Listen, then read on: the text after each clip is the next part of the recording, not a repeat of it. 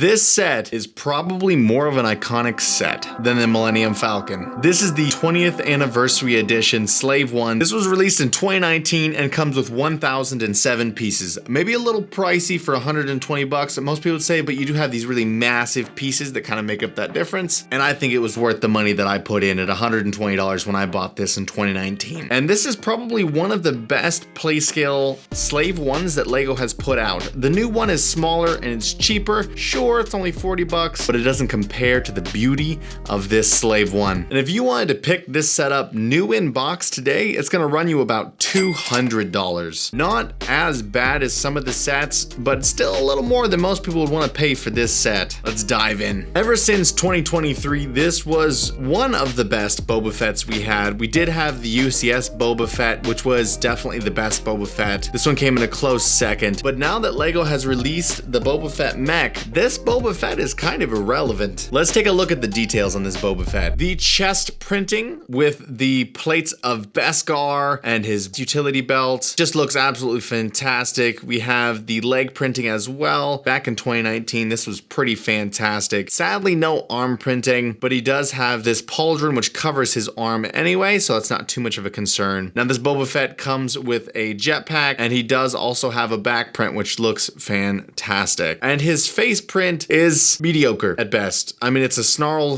face, kind of like the old angry clone faces. Nothing unique about his face print, unfortunately. But as far as my collection went, this was the only Boba Fett I had for a while, and therefore it was my favorite. And it's, you know, it was a pretty good Boba Fett figure for the time. Now we can talk about Han Solo. Now this is it looks like Han Solo. The hair is accurate, the face looks nice, the blue jacket. LEGO still struggles to get that white print on a blue torso or on any dark colored torso, getting that white print, and the skin tones are off. But the prints themselves do look very nice. Han Solo does have a second print, which is more of a mouth closed, more serious, and his first print is a happier, kind of a smirk. And along with Han Solo, you do get the Han Solo frozen in carbonite to put in the ship there. And moving on to 4-LOM. Now the print on this figure is absolutely fantastic. I do love the head molding and print looks fantastic. Really no complaints with this figure. Pretty standard, no arm printing or anything like that, but the leg printing and everything looks fantastic. And we have Zuckuss, which these two characters I actually know very little about. The figures themselves do look fantastic. Very cool figures to have in my collection. I really like the prints on them. Front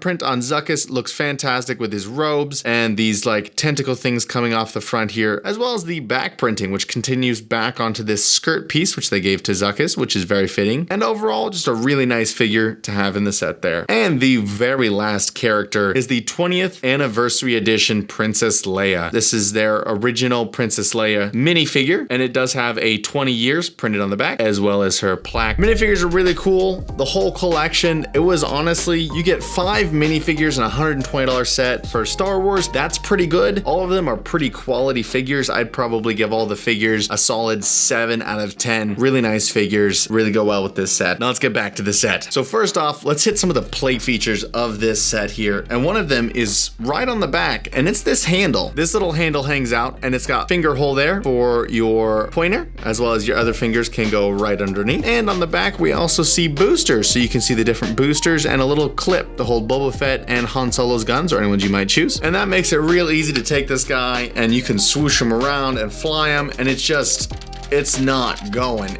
anywhere. I mean, absolutely fantastic design, great for play, even if you wanted to build a stand and have this sit on it. Now, this ship does have the feature where you go from flying, these are tilted downward, to landing, and then they go back down. And the Boba Fett on the inside, the cockpit, also flips when you do that. And you can take your little Han Solo in carbonite, you can flip up the cargo bay, and you can slide Han Solo right in there and close that up. And Han Solo's ready to be delivered to Darth Vader. Now on the back of the ship, there are a couple little red handles, and these shoot your stud shooters. So if you could fire these off just like this, And there you go. Good fun. They're hidden pretty well. They fit right into the ship. I think it's a fantastic play feature. Built in really well, the whole system to go all the way up and through. Now let's talk about the design of the ship, because this is where it's absolutely stellar. I honestly think there's a perfect amount of studs to smooth tiles being shown on this ship. There are a couple of stickers, which is a little unfortunate, but that is a given with most Lego sets. So you do have a couple of stickers up top here in the top part with the maroon pieces. And then we have a couple of stickers on these balancing landing pieces here as well. And the last couple of stickers being right here on the front, or I guess the top, based on how you look at it. I think these stickers add a nice amount of detail without going over the top or being excessively hard to put on. Now, it has been 4 years since I built this, so it has been a while. And then you can't forget the couple of stickers that are inside the cockpit here on either side, as well as a little control panel for Boba Fett when he's in there flying it. Now, you may be able to argue, or you may not, but I think the Slave One might be more iconic than the Millennium Falcon. I mean, a lot of people really like Boba Fett as one of the most beloved Star Wars characters out there, outside of your main ones like Darth Vader and Luke and Anakin and whatever you be it, you know, wherever your favorite be. This set itself, I think, portrays the ship really well. I don't have the UCS one. If I did, that would be a step above. For a play scale set, and if you can get it at a good price, you absolutely should pick it up. If you guys got this and you've got the full collection of 20th anniversary, the only one I'm missing is Ben Kenobi, because that was a polybag and I just so happened to miss out on that. But I did get all the 20th anniversary sets, and I will be reviewing them on this channel here, guys. This one's absolutely my favorite out of all the 20th anniversary. Only a couple of gripes. On the side of it, you can see a blue Technic pin, which is a little unfortunate right here on this side. But other than that, I mean, just the play functions, the look. What do you guys think about it? Is this a set you guys own, or do you plan on getting this set? Honestly, my rating on this set, this is one of those sets where it is a 9.5 out of 10 for me. Just the build, the quality of the figures, everything that you can put with it. Now, I want to show you guys my little hack, which I'm going to be doing, is I'm going to be taking this Boba Fett and setting him to the side to create the best possible Boba Fett known to mankind. And all we're going to do is extract this pauldron. And if we take our Boba Fett mech, take this, get out of here, mech.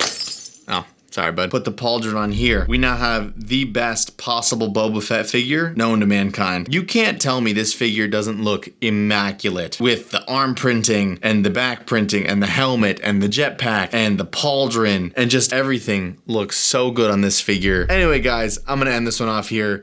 Love the set. Love to hear what you guys have to say about it. Let me know in the comments. Make sure to like and subscribe. I'll catch you guys later.